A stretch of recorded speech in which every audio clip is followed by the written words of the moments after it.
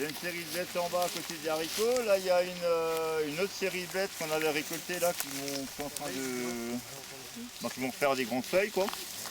Là, il y avait les échalotes là. On les a encore laissées. Vous voyez les échalotes là? On les avait plantées, recouverts de foin. Et puis voilà, c'est tout. Il n'y a pas eu de désherbage, je crois. On est venu désherber une fois à la fin là. On a désherbé il y a 2-3 semaines un petit coup. Et donc on a récolté le reste là, il y avait partout des échalotes, j'avais laissé ça, je les ai laissés en place là pour voir un peu, c'est joli. Hein. Ah ouais. Et là il y a une grande ciboulette. Ouais. Et puis ici là où il y a les échalotes, à la fin des échalotes on avait planté quelques courges dedans. Et puis il y a 2-3 semaines là quelque chose, on a semé des haricots. Donc là les haricots ils sortent aussi, ils sont beaux. Et voilà, là il y a une courge, ça c'est une courge verte olive. C'est un genre de potimarron en meilleur, et avec une grosse couche de chair. Voilà. Et puis là c'est dans le foin, et ce foin on l'avait mis déjà une grosse couche, on a des patates l'année dernière, on a mis une grosse couche de foin sur les patates. Et puis cette année j'ai récupéré, je les ai mis dans le même... Alors, en fait les échalotes là on n'a pas recouvert de foin, on les a plantées dans le foin parce qu'ils étaient déjà sur place. Et s'il n'y a plus trop de foin, on plante d'abord, on met le foin au-dessus après.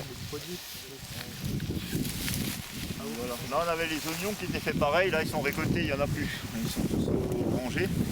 Mais pareil, les oignons bulbilles, on les plante, on recouvre de foin. Zéro désherbage, enfin ça s'est enherbé en fin de culture, il y a de l'herbe qui est venue, mais les oignons étaient formés et tout, donc c'est pas plus dérangeant. Et puis maintenant, ça, je vais mettre une bâche dessus certainement pour que ça se nettoie et on va remettre une culture d'automne après. Pour la suite. Et la rue c'est assez joli. Donc là vous voyez après un bâchage, là quand je débâche c'est comme ça le couvert. Ça c'est du couvert spontané. Ça c'est de l'herbe donc spontanée qui est venue tout seul, qui était assez grande comme ça, on a bâché, on a débâché. Ici on n'a pas encore planté en fait, on a débâché cette partie après.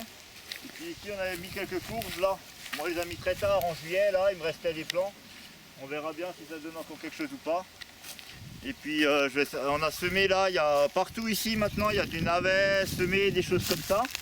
Oh, des salades qui germent. On a semé des salades, la petite fille, elle suffit. Non, pas des salades, c'est des crucifères ça. C'est des radis ou des navets.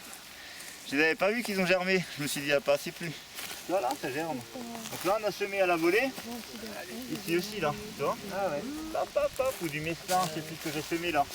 Là, il y a une semaine, je suis passé, j'ai semé des navets, des radis, des épinards, la mâche, du mesclin, des moutardes.